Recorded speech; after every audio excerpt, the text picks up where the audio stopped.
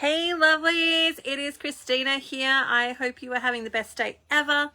I wanted to come in and talk about fire extinguishers. Somebody just messaged me, so I totally just lost my thought then, but talk about fire extinguishers in our life and fire extinguisher conversations.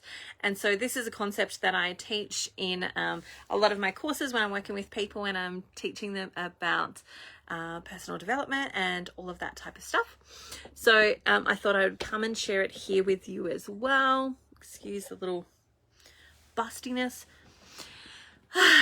What I want to share and what I want to talk about is fire extinguishers and people being fire extinguishers in our life. So we all are fire extinguishers. We all use the fire extinguisher tool at some point in our life. It's one of the ways that we get out of having conversations that are uncomfortable. And it's one of the ways that the people around us get out of conversations that are uncomfortable that we might be hosting or creating. So the fire extinguisher is a concept that I've been teaching in Divinely Nourished, and I'm definitely going to be teaching it in Coaching Academy for Healers this year as well. So if you are wanting to learn the skills to be a coach, you're welcome to come and join me in that course. But the fire extinguisher is essentially, it's any method or any form of shutdown that might happen. So here's an example. You're having a conversation with your husband about something that is bothering you or something that you want to change or something that is upsetting to you. So you're having this conversation with them, and then you notice that as you have the conversation, one of the things that they do is they pull out their fire extinguisher. Now their fire extinguisher is they say things like, who are you to say this? Look at all your bad things. You're just picking on me. You're being a bully. You're this, that, or the other. They're really just throwing mud at you in order to get you to stop talking. Like their ultimate goal is to get you to stop talking. And if you've been in a relationship with anyone for any length of time, we all start to know what each other's triggers are. We all start to understand what triggers the other person to do the things that they do, say the things that they say, and we know how to make them feel upset. So for example, one thing that I've heard from a number of my clients is that their children will say things like, I hate you, mummy. And they actually take it really personally and they feel really upset and they've connected in with that. And they're like, oh my God, my child hates me. I want to say that's not actually the truth. Your child doesn't hate you. Your child is just using the tool, the fire extinguisher that they've learned to actually trigger you to get you to do what they want. And that triggering you to get you to do what they want can be things like, stop asking them to do the thing, or, stop making them do the thing that's going to be good for them, or whatever it is. Stop talking about it. Stop doing this. Like it really is a stop mechanism. And it's one of the ways that people use, including myself, which is why I know that it's there. It's one of the ways that we actually get things off topic. We move away from like that behavior. We move away from having some of those challenging conversations where we might actually have to be honest, or we might actually have to look at the things that are going on for us. And so I want to bring awareness to the fire extinguisher that we all use. And remember that often what is coming at us when we start these conversations that might be challenging is we're triggering their fire extinguisher. Now, I'm talking about husband-wife relationship. Convert that into any relationship because we all have fire extinguishers. We all do fire extinguishers and we've all been fire extinguished. Some people have been fire extinguished more than other people, depending on the basis of the relationship. So if you're in an abusive relationship, for example, the likelihood is that you've been fire extinguished a lot. And many people take that as a internal messaging, and they create this internal messaging that says, I'm not worthy of being listened to. I'm not worthy of being heard, which is absolutely not the truth. The truth is actually you are worthy of being listened to. You are worthy of being heard. And the key element is recognizing that what your other party is doing, whoever that other party may be, is they're using their fire extinguisher because you've brought up something uncomfortable for them, something that has some wound and energy still attached to it. So they may have some core wounds around particular things that you're talking about, and their tool that they use to deflect and remove and destroy the conversation are their fire extinguishers. So they might stomp, they might do, like, you know, the pout that you sometimes get. My husband and I, we did this thing a while ago. This is kind of the idea of the fire extinguisher has been there for a while, but it finally came to me and consolidated itself in my own life, which was my husband and I were in the car, and I cannot remember the topic that we were talking about, so I won't be able to give you those details. But we were driving in the car, and I was sharing with him something that made me feel sad. That and I'm just going to make it up because I cannot remember it. But it was something like, you know, when you do this, or when I feel like I'm doing all of this and nobody's helping me, I feel like you're not valuing me, or what I have to say or do is not valuable. And he automatically went into deflection and defensive mode. And it was in that moment that I went, oh, you're deflecting and defending, and you're not listening. You have not in any way, shape, or form acknowledged what I actually had to say, and whether what I had to say is valuable or not.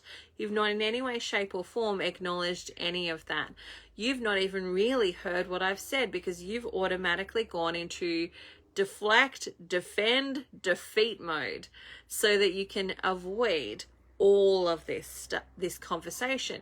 And that's because, you know, in previous relationships for him, that when somebody comes and says some feedback, or comes and says, hey, I'm feeling this way, can you think about what it might be like for me for a minute?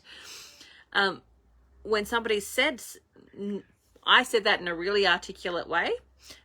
For other people in his life, he's not had that said to him in that articulate way. He's had it said of, you're selfish, you're not thinking about me, you're only thinking about yourself, you're lazy, you're this, you're whatever. And that's generally what's happened for the people in our lives, is that they've had somebody speak to them in that way, telling them that they're this thing and they're that thing and that they're bad and that they're all of that type of stuff. And so when they hear you giving them the feedback of, like, I'm feeling like this, that's what they're hearing instead.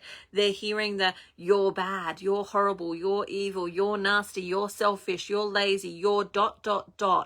Whatever that blank was filled in with for them, that's what they're actually hearing, instead of hearing what you have to say. And some of what we need to do, and I know that as women, sometimes we say, why should I have to do that? Shouldn't they just be like adults? And I'm like, yeah, but you know what? Sometimes you don't behave like an adult too. We don't always behave like an adult 100% of the time. And we are often swept up in our emotions and our triggers. And if we want something different, sometimes one party has to be in that space to go, I'm going to do something different. I'm going to choose to do something different, because what you're really hearing in that moment where they're trying to fire extinguish you is that you're hearing the voice of a hurt person. And now it's not your job to heal them and fix them. But when you actually start to acknowledge that you're hearing the voice of a hurt person, you can go, okay, I hear that you're hurt here, that somebody has hurt you when they've been giving you feedback. I hear that you feel like feedback is a way of attack, but I want you to know that I love you even though we don't agree all the time. I love you even though we see things differently. And I would love for you to spend some time and actually letting go of that, because I love you anyway, but I would love you to also hear me too. Now, you might put that in really different language, and it might take you a really long time to kind of find the language that you want to use to be able to do that effectively. And it definitely takes time for us to develop that skill of recognizing that what that other party is saying to us isn't actually generally about us. Often it's about the history and the wounds and the open wounds that have not been healed in their own life. The moments in their own life where they were put down, where they were hurt, where they weren't listened to, where their voice was not respected. That's often what you're hearing when they're coming back with what you've got to say in that deflecting, defeating, and, you know, we've got to destroy this narrative mode, is that they've been hurt and they've been injured, and nobody said, we can think differently and still love each other, and hear the wounds that are actually there and hold space for them to be able to share the wounds. So sometimes we want to language it differently, and sometimes we want to do that. And by doing that, what we create is a bit of a, we break state, we change the state. And really what happens is it's a very hypnotic situation, because it's like we pull out a program on a computer and we plug in a new one. So we start with this conversation, hey, can I speak to you about something? And our other party goes, oh, quick, grab the program to shut down speaking about something, because I know this is going to not go so well. Or I know that she's going to say something that she wants me to do. Or I know that she's going to want some change here. So I'm just going to put in the program that automatically shuts this conversation down. I'm going to say something, or I'm going to do something, or I'm going to have an attitude about it, and she's going to feel that she doesn't have a voice, and then phew, we're safe. We don't have to have the conversation anymore. Phew. I swiped that bullet. I dodged that bullet. I got out of the way, and I've moved out of the way. And so that's often what's actually happening, is that this hypnotic programming has been plugged in. And so when we start to say things that are different, when we talk with different language, when we come to those conversations with different energy, we are able to break state a little bit more quickly. And even doing things like, stop. I deserve to be listened to, and I respect that you've got feelings around this, and I'm open and happy to hear those feelings. But first, I'd really appreciate it if you could hear mine and actually listen. I'm not, attacking you. I actually just want a conversation. I actually want us to just talk about this, and I'm okay with us having different opinions and different views, but I'd love to have an actual conversation with you about it. So sometimes that is a way to break state, and there's all sorts of different ways, and sometimes we have to be more subtle, especially if you are in a relationship where the other person is very highly triggered and somewhat abusive. And I recommend that if you are in one of those relationships, that you actually seek help for yourself so that you can get support, because that's not a healthy relationship. But remember the fire extinguisher. We all use the fire extinguisher as ways to get out of conversations that we don't want to have. We all use it for ourselves, and we all have had it used on us. And remember that when we're hearing the fire extinguisher, the first step is really starting to recognize that what they're saying back to us actually isn't about you at all. It's actually saying more about themselves than it is saying about you. And it's also often a pattern that we've learnt to shut the other person down. Like, we all know I could guarantee that there's some loved ones in your life right now, and you know what words to say that would trigger them, what things to say that would trigger them. And we all have that. So remember that other person has also learned what things trigger you and how to get you triggered so that you get in a huff or a puff or whatever it is that you're in order to actually shut down the conversation and to stop those hard conversations. So we need to break state in order to get heard and in order to be able to make some growth in that. The other thing that I want to say is it is important that you say the thing. Even if you're not being heard, it is important that you say the thing so that you are honoring yourself and you are honoring your heart. Because while you think no one is listening, there is a little person inside of you, which is your inner child, the inner you, who is still actually listening.